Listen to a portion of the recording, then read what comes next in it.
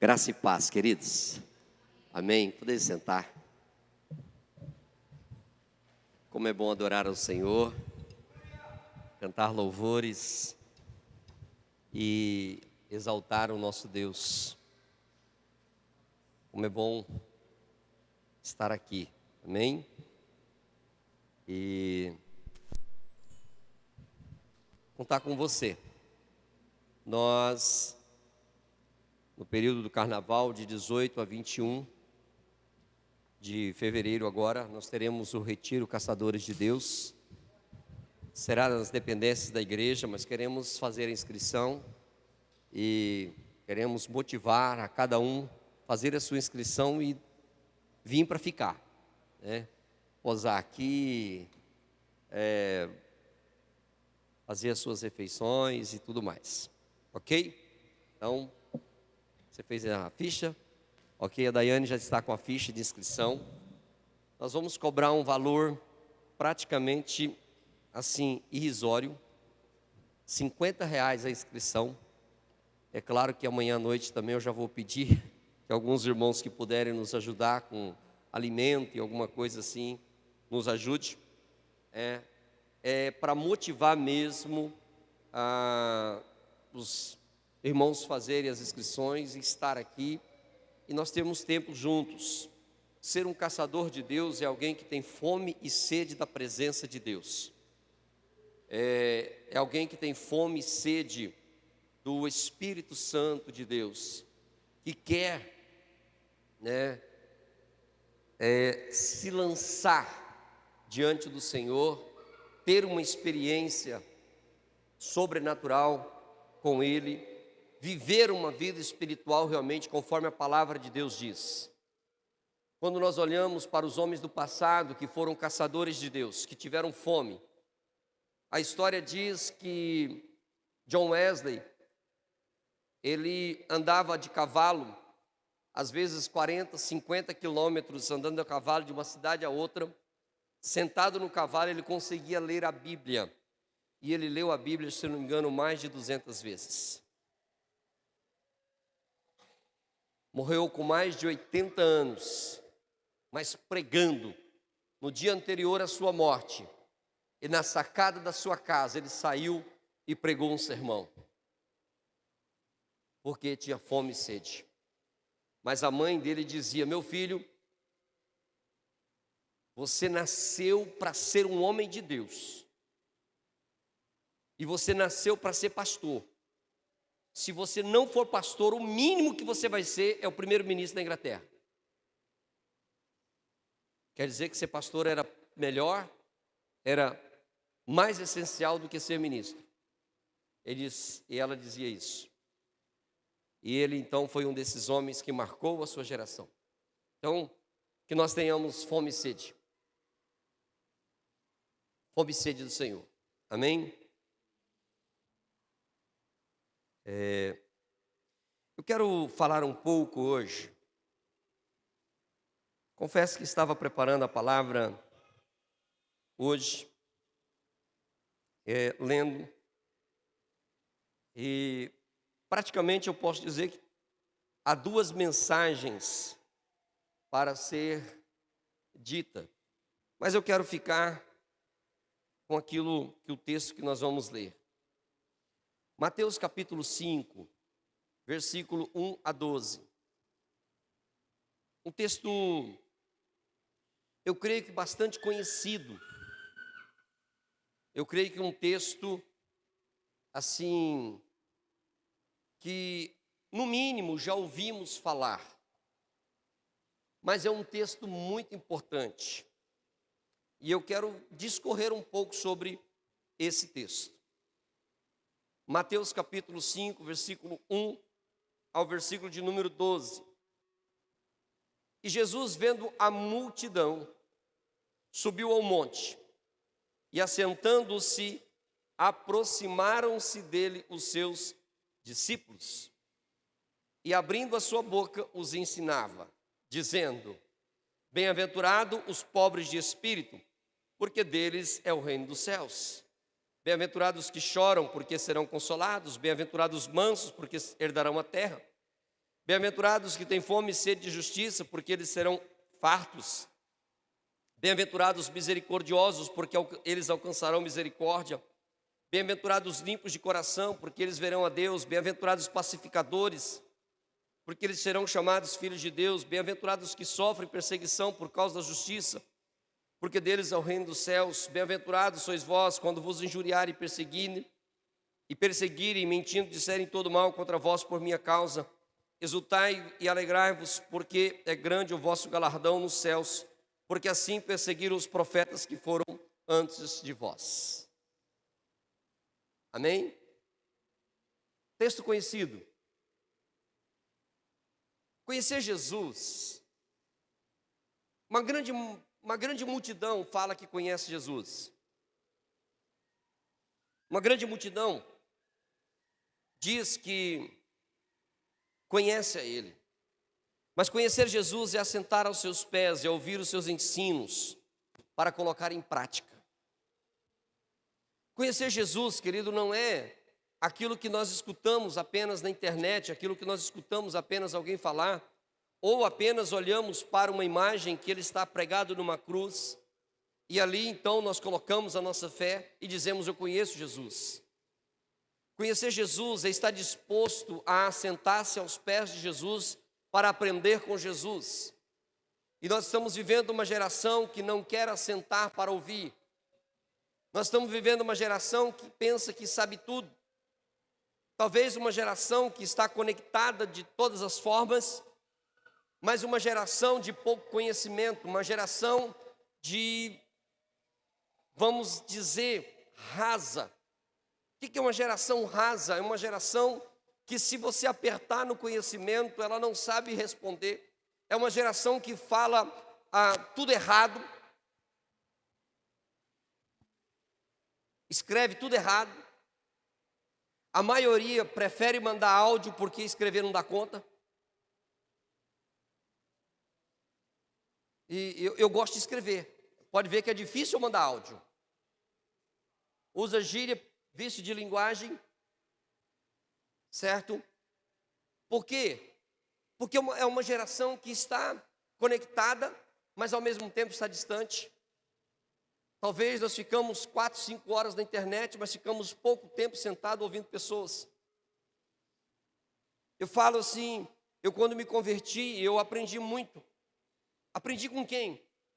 Irmãos, eu aprendi com Jesus, claro. Mas eu aprendi com irmãos mais velhos. Eu gostava de assentar-se junto aos irmãos mais velhos. E eu tive algumas pessoas que foram referências, a Lucimar sabe disso. Finado irmão Orlando, um homem de sabedoria, um homem temente a Deus, um homem conhecedor da palavra, um homem que amava evangelizar. Aprendi com ele muita coisa. Até no final da sua vida, algumas vezes eu ia lá, eu ia trabalhar, essa diabetes levou ele à morte, mas um homem de Deus, um homem com conhecimento de Deus. Eu tinha prazer de estar junto com o irmão Orlando, irmão Eli, temos uma geração, irmão Joel, eram os irmãos mais velhos. Hoje nós vemos uma geração que não se assenta. Por isso eu disse, querido, eu gostaria que todos fizessem a inscrição do Caçadores de Deus e ficassem aqui, mesmo que fosse para sentarmos ali depois do culto, ficarmos jogando conversa fora, mas aprendendo uns com os outros, ouvindo uns aos outros, ouvindo experiência. Tem pessoas que têm experiência que nós nunca tivemos, que nós nunca vimos, e que elas já passaram, venceram, e pode dizer para você, você pode vencer também. Mas é a nossa geração. Você é auxiliar, filho, fica aí, tá? Está auxiliando. Então, conhecer Jesus é assentar aos seus pés, é ouvir os seus ensinos para conhecer em prática. Há sempre uma diferença grande entre a multidão e os discípulos.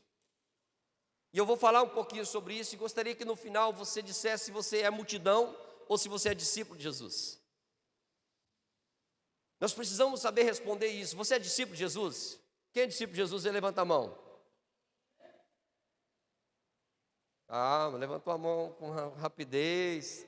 Eu ainda vou expor a palavra, ainda vou apertar um pouquinho. O parafuso vai dar uma ajustada, né? Pode ser que vai dar uma rangida aí, vai dar uma... Calma lá. Mas na verdade, querido, é claro que isso é somente para provocar, porque eu espero que cada um de vocês realmente são discípulos, sejam discípulos de Jesus. Só que você viu o texto. Jesus, ele começou a falar, ele começou a ensinar, Jesus viu a multidão. E quando Jesus vê a multidão, ele faz a opção de subir ao monte. E a multidão fica embaixo, mas os discípulos vão e assentam-se aos pés de Jesus. A multidão fica ao pé do monte, mas discípulos sobem o monte com Jesus para sentar aos pés de Jesus. Então há uma diferença grande entre multidão e discípulos. A multidão, ela quer ver milagres, ela quer ouvir mensagens poderosas, motivadoras, de autoajuda. A multidão quer chegar num culto, ela quer ver um culto poderosíssimo, ela quer ver, sabe, o louvor flutuando no altar e voando, anjos voando. A multidão quer ver isso. A multidão quer chegar na igreja, ela quer ver uma juventude poderosa, ela quer ver uma juventude cheia do Espírito, ela deseja isso, é multidão. A multidão, queridos, faz barulho, a multidão faz alvoroço. Quando Jesus está entrando em Jerusalém, a Bíblia diz que então uma multidão descia com Jesus em Jerusalém, e eles vinham gritando: Hosanas, a bendito aquele que vem em nome do Senhor, amém, aleluia. Estendiam ramos sobre as ruas para que Jesus passasse, estendiam as suas capas para que Jesus passasse. A multidão estava espremendo Jesus quando a mulher precisava, a mulher do fluxo de sangue precisava de um milagre. A multidão estava oprimindo Jesus quando a filha de Jairo precisava ser ressuscitada. A multidão estava apertando Jesus quando o cego de Jericó estava clamando e dizendo: Filho de Davi, tem misericórdia de mim. A multidão faz barulho, a multidão faz alvoroço. A multidão não quer saber, citados estão clamando, orando ali, precisando de alguma coisa. Por quê? Porque a multidão, ela quer barulho.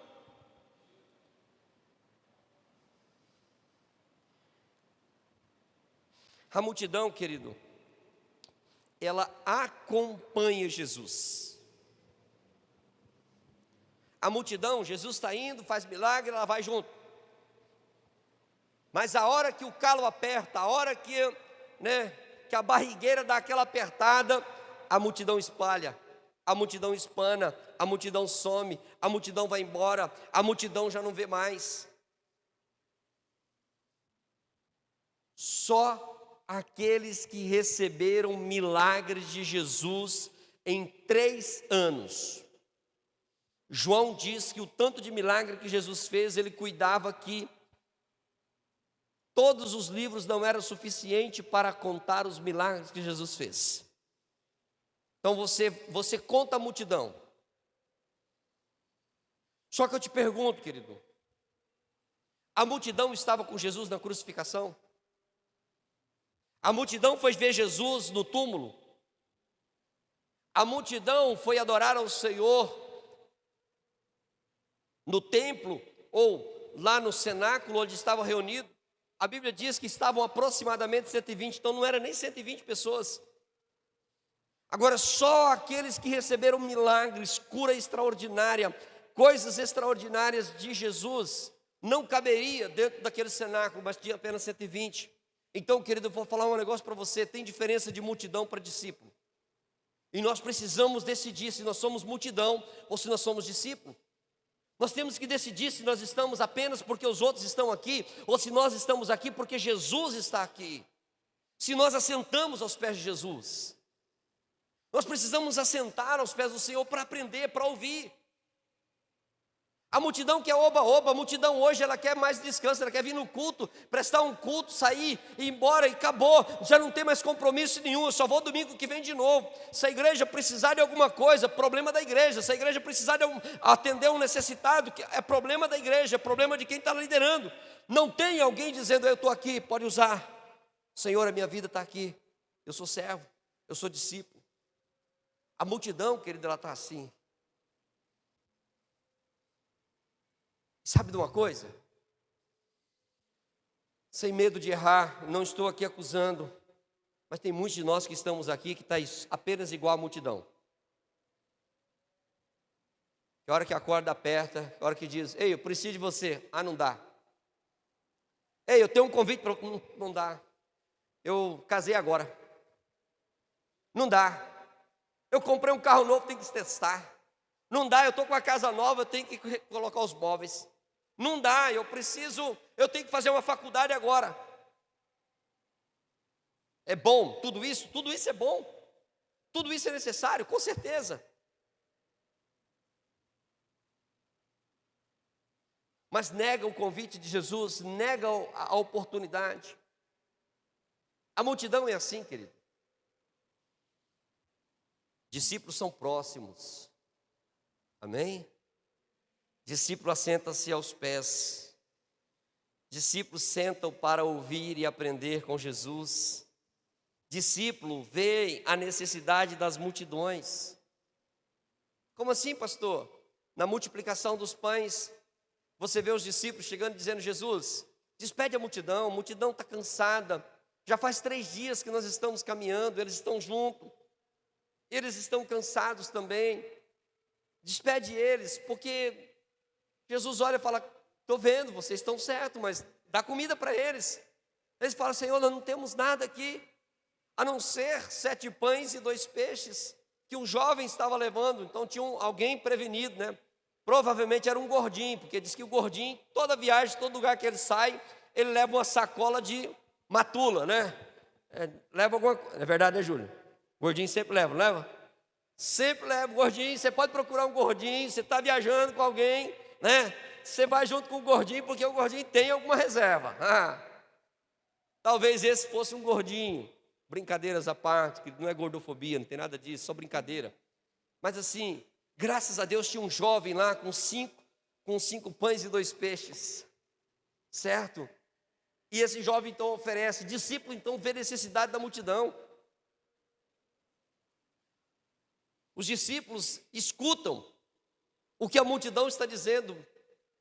Discípulo se assenta aos pés de Jesus, mas também discípulo obedece.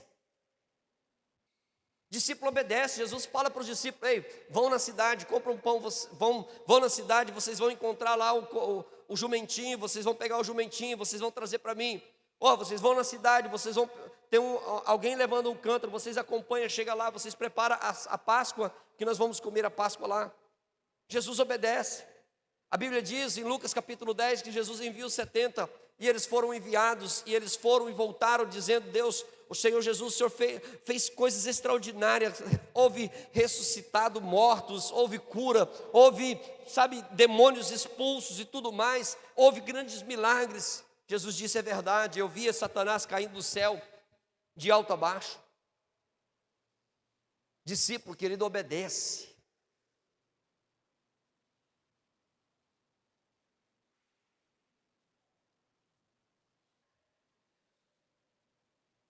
Discípulos seguem os passos do mestre. A multidão procura passar na frente. Discípulo segue atrás, porque Jesus nunca falou para ninguém ir na frente. Jesus sempre disse, toma sua cruz e venha após mim. Siga os meus passos, pisa onde eu piso, anda onde eu ando, faz o que eu estou te falando, porque você vai andar de vitória em vitória. Isso é discípulo.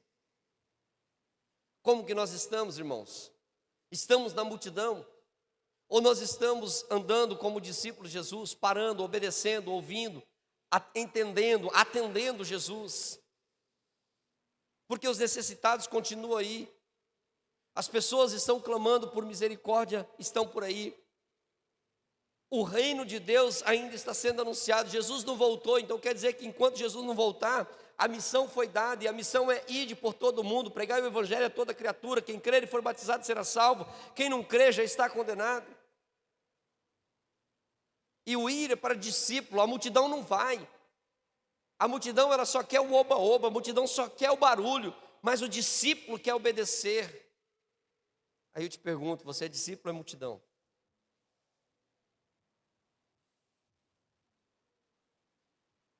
Somos discípulos, amém? Não tenha medo de dizer, eu sou discípulo de Jesus. Sou discípulo que de vez em quando precisa levar umas lapadas, umas correiadas nas costas, uns puxão de orelha, uns puxão de cabelo, umas torção de braço. Às vezes estou precisando, sou discípulo, estou assim de vez em quando, estou assim, mas eu sou discípulo. Amém? Pois bem, querido, agora vamos para o Sermão do Monte. Foi só a introdução. Abrindo a sua boca, os ensinava dizendo: 3. O que está escrito no 3 aí, Euler? Você que gosta de ler? 3, versículo 3. Bem-aventurado quem? Eu não sei, eu estou te perguntando. Mas você não está com a Bíblia? Não? Coloca a Bíblia e lá para ele, meu filho. Mateus capítulo 5. O que está escrito lá, meu filho? Lá, ó. Não, para com isso aí, rapaz. Lê corretamente aqui lá, por favor. Com vírgula.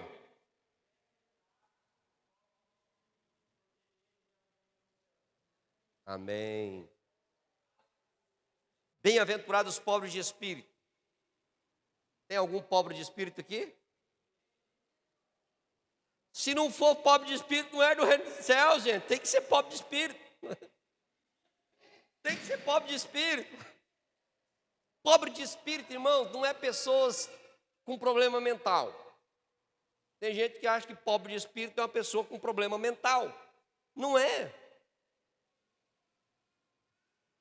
Talvez tem gente que pensa que pobre de espírito é alguém com déficit de atenção. Pobre de espírito não tem nada a ver com isso, gente. Pobre de espírito é genuína humildade e despojado de todo orgulho.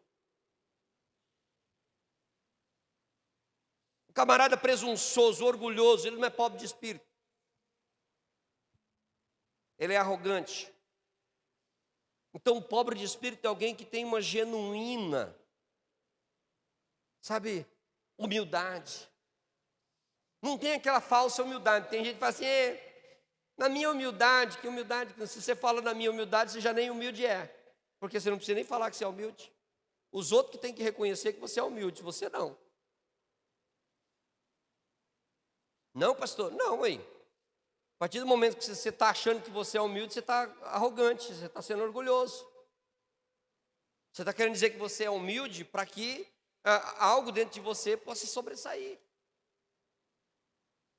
E na verdade, querido, poucos de nós somos verdadeiramente humildes. Quando aperta o calo, alguns bichinhos querem sair. Né, Fernando? Se aperta o calo, o bichinho quer. A humildade sai, o orgulho aparece, as coisas acontecem.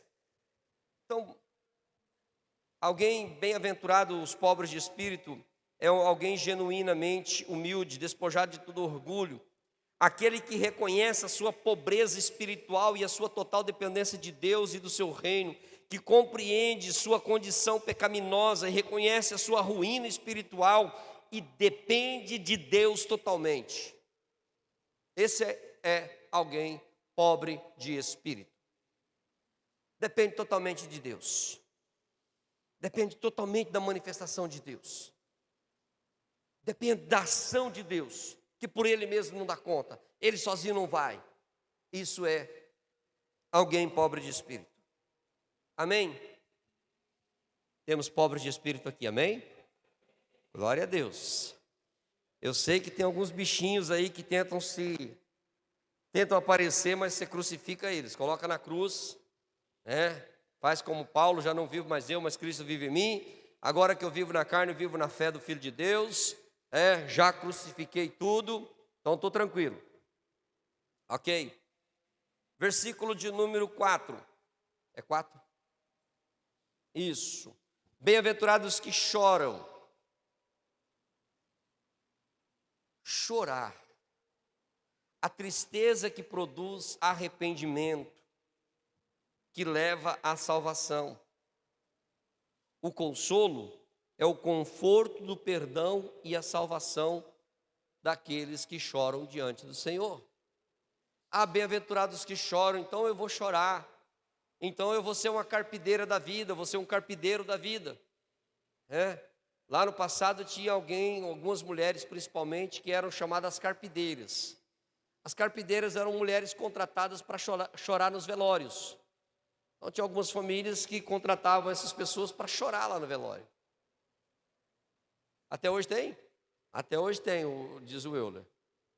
Certo? Mas assim, não é comum a gente ver.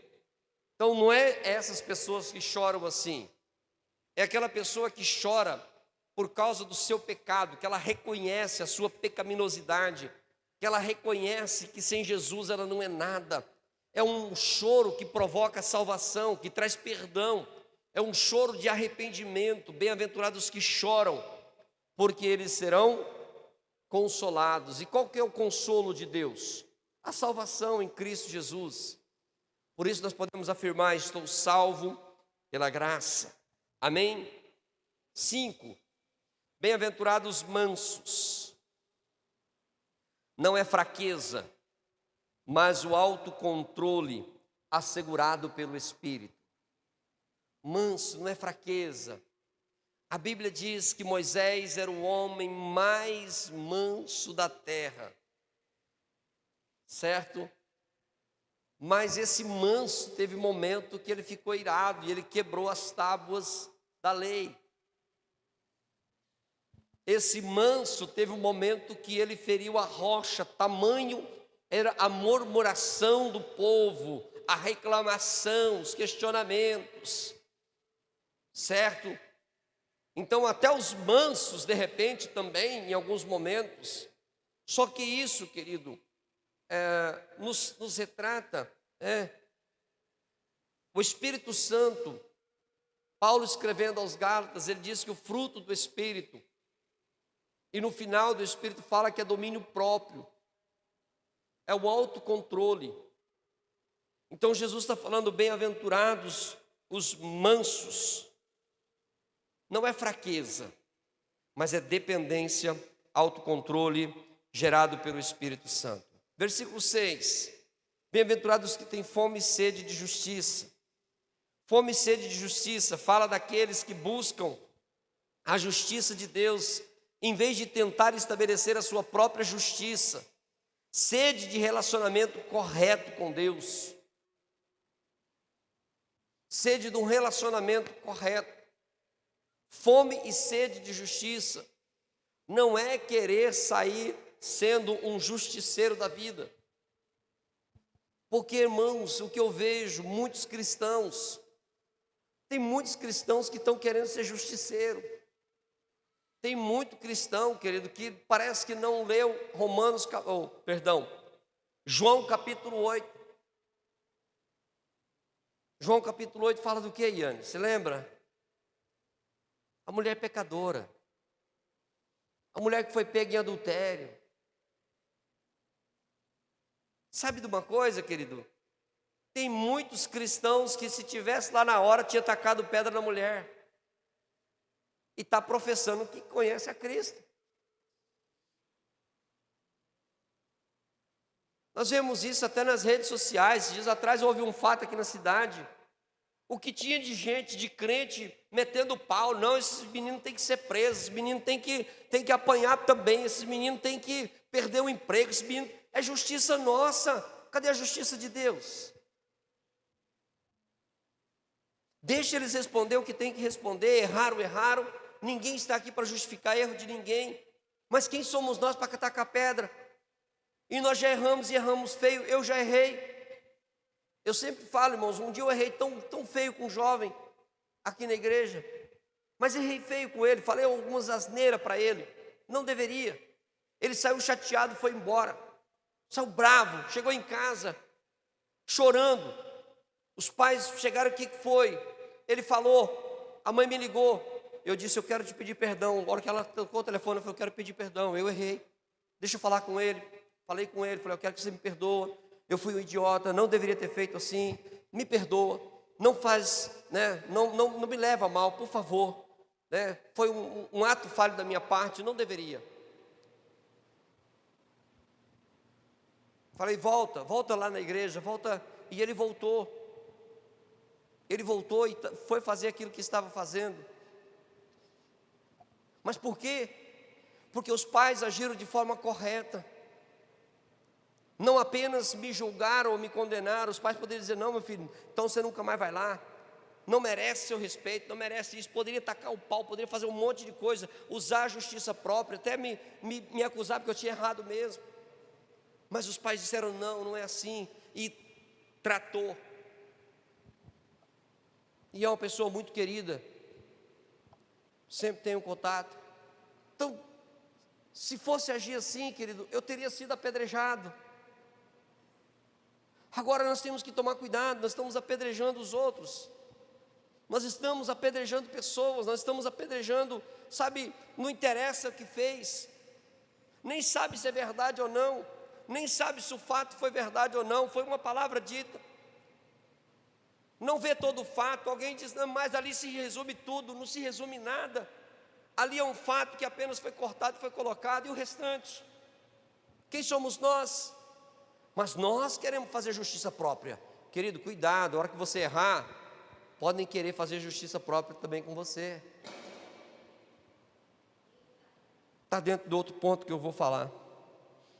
Bem-aventurados os misericordiosos.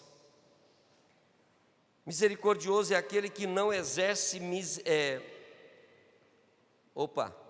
Os misericordiosos é aquele que exerce misericórdia. Pois quem não exerce misericórdia não receberá misericórdia. Cuidado com a justiça própria.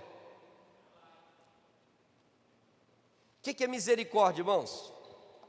Eu já preguei isso aqui na igreja, então eu posso perguntar, que eu creio que vocês vão responder. O que é misericórdia? Fala aí, Lu. Fala então, Tati. É não receber o castigo que merece. Misericórdia é não receber o castigo que merece. Deus usou de misericórdia conosco? Nós fomos perdoados? Se fosse contar os seus pecados, passar no telão ali agora os seus pecados tudo. Calma. Aí imagina, Deus usou de misericórdia conosco? Sim ou não? Sim, Deus usou de misericórdia. Mas quando erra conosco, eu quero a justiça. Justiça seja feita, e vou me justificar, e vou para cima mesmo. Vai. Bem-aventurados misericordiosos, porque eles alcançarão misericórdia, querido. Jesus disse, com a medida com que você medir, você vai ser medido. Então procura medir melhor, porque senão a corda vai apertar. Vocês estão me entendendo? Amém? É o que está na palavra, irmãos. Então Jesus olhando para a multidão, ele falou, ei, bem-aventurados misericordiosos. Por que Jesus estava falando isso? Jesus estava vivendo numa sociedade que naquele momento ainda tinha olho por olho, dente por dente. Se te feria um olho, te dava o direito de ferir o olho do outro. Mas Jesus olha e fala assim, ei, se te ferir a face direita, oferece também a esquerda. Se quiserem te roubar a capa, dá também se quiserem te roubar a túnica, dá também a capa. Ou a capa da túnica, alguma coisa assim. Certo? Porque com a medida com que você medir, você vai ser medido. Então, Jesus está dizendo, bem-aventurados os misericordiosos. Aonde está a misericórdia de Deus na nossa vida? Quando nós precisamos demonstrar.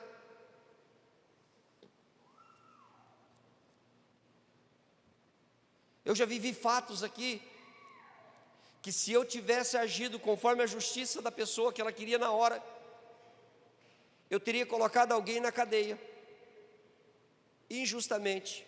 Essa pessoa teria pago, talvez teria sido morta lá. E lá na frente, ver que essa pessoa não tem culpa nenhuma. Mas a justiça própria queria que fizesse naquela hora. Queria que ligasse para a polícia. Queria que fosse, tinha que fazer. E eu disse, não, calma, vamos conversar, vamos ver, vamos analisar os fatos. Não, mas o senhor sabe que se o senhor souber de alguma coisa assim, e o senhor ocultar isso, o senhor também pode ser julgado. Eu disse, eu sei, é por isso mesmo que eu preciso resguardar. Eu não tenho apenas uma pessoa lá, eu tenho outra pessoa aqui. Se eu for olhar somente para a justiça daquela, esquecer a dessa, eu mato essa e deixo aquela lá, mas de repente aquela está errada.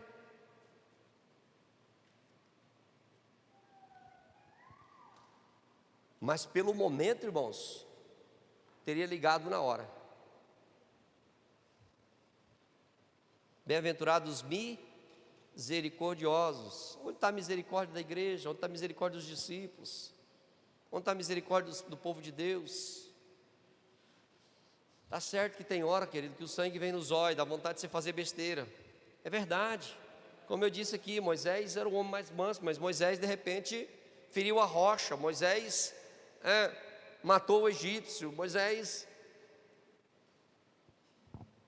Ok. Versículo 8, bem-aventurados limpos de coração, ter o coração como de uma criança, como ensina Jesus. Bem-aventurados limpos de coração. Jesus fala que nós temos que ter o coração igual de uma criança. Criança, às vezes você chama a atenção dela aqui, ela vai ali, brinca, volta e parece que não fez nada, não aconteceu nada, ela está do mesmo jeito, ela faz do mesmo... Às vezes o pai e a mãe vai lá e dá uma varada na bundinha da criança. Calma, não vai bater nele não. Deixa aí. Dá uma varada na bundinha da criança, de repente a criança volta, está abraçando, está beijando. Você fala, mas como pode? Criança tem um coração puro. E Jesus disse que nós temos que ter o coração igual de uma criança. Porque é esses que herdarão o reino dos céus. Versículo 9. Bem-aventurados pacificadores, porque serão chamados filhos de Deus. O amor de Deus se estende até os seus inimigos. E porque temos o mesmo Espírito, precisamos agir da mesma forma, ter paz com todos e divulgar a paz. Agora tem gente que é só intriga, tem gente que é só problema. Aonde chega tem que discutir com alguém, aonde chega tem que brigar com... Não é pacificador, não tem paz, não traz paz, não traz aquele ambiente bom, agradável. Sempre tem um problema, sempre está dando alguma coisa, sempre está dando uma crítica, sempre. E quando critica, aquelas pessoas que falam assim, e eu falo a verdade mesmo, não gosto de ouvir nem a meia verdade. Irmãos, quando a pessoa chega assim, pastor, eu falo porque assim, eu gosto de falar a verdade. Mentira, você não gosta de falar a verdade não, você gosta de falar da vida dos outros. Você gosta de falar o que está acontecendo aí. Porque a hora que fala a verdade para você, você espana, vira um pouco espinho, joga espinho para tudo quanto é lado, acusa todo mundo, fala para todo mundo. Seja pacificador, meu querido. Onde você chega tem paz. Está tendo uma briga? Chega lá. Está tendo uma discussão? Você é o pacificador, você é a pessoa que tem paz. É claro que tem um texto, né? Tem um texto na Bíblia. A Bíblia é completa, amém? Jesus diz, Paulo escrevendo aos Romanos diz assim: se possível, tende paz com todos. Porque tem pessoas que infelizmente, mesmo você querendo ter paz com ela, você não tem, porque ela não tem paz com você. Aí é ela, mas você tem, amém? Você é portador da paz. Jesus disse assim: eu vos dou a paz, a minha paz vos dou, não vou lá dou como o mundo a dá. Certo? Então Jesus é aquele que traz paz. Você é alguém que também tem paz. Você é pacificador, amém? 10. Bem-aventurados os que sofrem perseguição por causa da justiça, porque deles é o reino dos céus. E aqui eu já vou partir para nós concluirmos. Os perseguidos. Quando o cristão é perseguido e injuriado falsamente por causa de Cristo, isso traz bênçãos sobre a nossa vida, certo? Agora, quando o crente ele é perseguido, por quê? Porque ele fica provocando. Quando o crente é perseguido, porque ele faz picuinha. Quando o crente é perseguido, porque ele é um matador de serviço. Quando o crente é perseguido, isso não glorifica a Deus não. Lá no meu serviço é uma perseguição porque eu sou crente. Cuidado, meu filho, talvez não é porque você é crente não, talvez porque você é preguiçoso. Talvez porque você é mal-humorado, talvez porque você não é um bom amigo. Talvez é porque você não tem paz com as pessoas. Eu sou perseguido, onde eu vou sou perseguido. Que misericórdia é essa? Onde você vai é perseguido? Não pode, irmãos. Uma ou outra pessoa ter alguma coisa, uma indiferença com a gente é normal. Porque às vezes não tem como se agradar todo mundo, certo? Mas isso não quer dizer que você está sendo perseguido porque você está errando. Talvez você está certinho, talvez você está caminhando certo. Talvez você é perseguido porque você quer fazer o certo e as pessoas querem fazer errado. E aí essa perseguição glorifica a Deus. Mas agora, não, eu sou perseguido. Versículo 11 e 12. Bem-aventurados sois vós, quando vos injuriarem e perseguirem, mentindo, disserem todo mal contra vós por minha causa. Exultai e alegrai-vos, porque é grande o vosso galardão nos céus, porque assim perseguiram os profetas que foram antes de vós. Exultar e alegrar deve ser a nossa vida de relacionamento com Deus todo dia. Exultar, celebrar, se alegrar, estar feliz. Pastor, mas nada me persegue. Persegue por quê? Porque você está fazendo certo? Então celebra, se alegra no Senhor, glorifica a Deus. Fala: Senhor, eu estou buscando fazer a Tua vontade. Que essa pessoa possa reconhecer, que essa pessoa possa entender que o Senhor está na minha vida. Senhor, e quando ela me perseguir, o Senhor esteja à minha frente. Livra-me dos olhos maus, livra-me dos homens maus. Deus faz, querido, Deus faz, Deus guarda. Há fatos na Bíblia que você fala assim: como que pode acontecer isso? Lá no Velho Testamento, Davi fugiu de Saul, que Saul queria matá-lo. Davi se escondeu numa caverna. Saul vem perseguindo Davi. Chega lá no vale, Saul está lá. Saul fala para os discípulos: eu vou ali, vou dar uma refrescada, vou dar uma aliviada, aliviar o ventre. E Davi, com todos os seus soldados, estavam dentro daquela caverna. Davi pegou a capa de Saul, cortou um pedaço dela, deixou Saul sair. Saul não viu. Deus guardou ele dentro 2 vezes. Deus guardou Davi lá dentro. Saul não viu. Agora é o seguinte, tem que ser Deus, Você já fez festa surpresa com 30 pessoas que as pessoas não conseguem ficar caladas? Agora você imagina 600 homens que acompanhavam Davi dentro de uma rocha, ficar em silêncio. Ainda mais o outro soltando barro.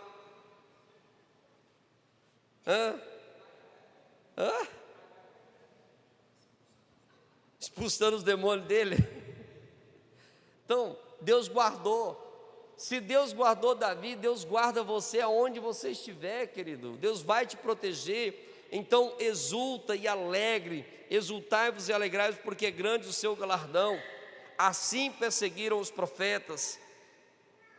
E exultar e alegrar deve ser a nossa vida de relacionamento com Deus todos os dias. Amém? Nos coloquemos em pé. Temos discípulos. Discípulo aprende isso aqui para colocar em prática já logo na saída ali. Tá? Então, você vai levar essa palavra junto com você. A hora que você chegar na esquina ali, o abençoado te fechou, você vai dizer: eu sou pacificador. Vai na paz, Deus abençoe você em nome de Jesus. Né? Que você não faça com o outro, talvez um outro endemoniado, né? E assim você vai. Ora por ele. De repente ele pode fazer com outro endemoniado, e 2 endemoniados junto dá problema. Amém? Vamos orar? Fernandinho, vem cá orar, meu filho.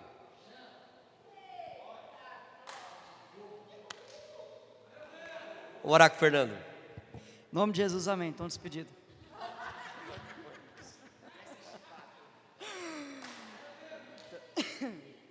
Fechamos nossos olhos. Obrigado, Paizinho, porque nós estamos aqui nessa noite, Pai, porque o Senhor nos trouxe aqui nessa noite. Obrigado, Pai, por cada jovem que entrou aqui nesse culto, Pai, para aprender mais a Tua palavra, meu Deus. Que o Senhor esteja nos abençoando nesse momento, ó Deus, derramando Suas ricas bênçãos sobre nossas vidas. Obrigado, Pai, por essa palavra maravilhosa, Deus, aos nossos corações. Pai, que essa palavra possa gerar frutos, ó Deus, que a cada dia, Pai, os Seus servos, ó Deus, nós possamos dizer: nós somos discípulos de Cristo, Pai. E as Suas bem-aventuranças possam contagiar os nossos corações, sendo pacificador, Pai, sendo, Pai, homens, Pai, que são mansos de coração, ó Pai, que promove a paz do Senhor, ó Deus, aonde que nós estivermos, ó Deus. Meu Deus, nos ajuda, Deus, a caminhar contigo, ó Pai, ser verdadeiros discípulos de Cristo, Pai, que nós possamos ser espelho para essa sociedade, Pai, esse jovem, Pai, aonde que estiver, ó Pai, na faculdade, no trabalho, ó Pai, possa expressar a grandeza de Cristo, ó Deus, e ser diferente, ó Deus, nessa sociedade corrompida, Pai, nessa sociedade perdida, meu Deus. Nos ajuda, Deus, a cada dia, Pai, nós sermos preciosos diante do Senhor, ó Pai, e as pessoas verem, ó Pai, a grandeza, a riqueza do céu, Pai, sobre nossas vidas, ó Deus. Obrigado, ó Deus, que assim seja, Pai, essa palavra, Pai, sobre nossas vidas, ó Deus, em nome de Jesus, ó Pai, nos despedes em paz, ó Pai, com a Tua bênção, ó Deus, em nome de Jesus nós oramos agradecidos, amém.